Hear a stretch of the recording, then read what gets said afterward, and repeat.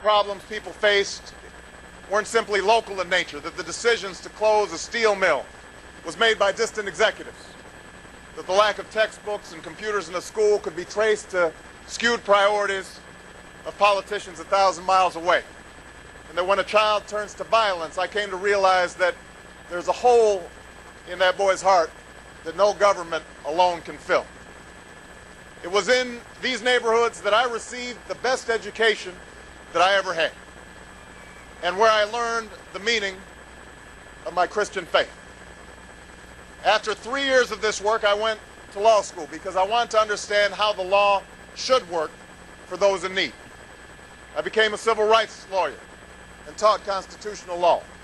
And after a time, I came to understand that our cherished rights of liberty and equality depend on the active participation of an awakened electorate.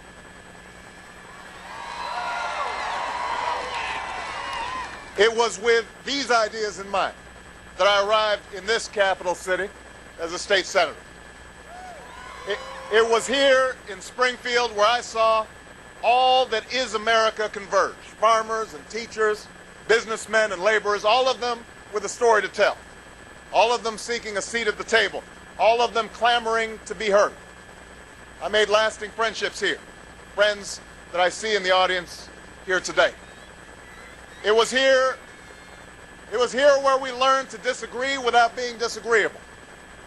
That it's possible to compromise so long as you know those principles that can never be compromised.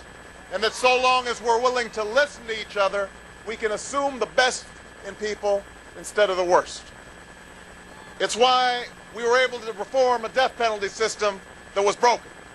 That's why we were able to give health insurance to children in need.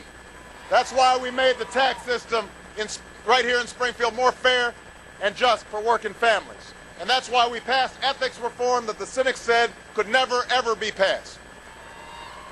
It was here in Springfield where North, South, East, and West come together that I was reminded of the essential decency of the American people, where I came to believe that through this decency, we can build a more hopeful America.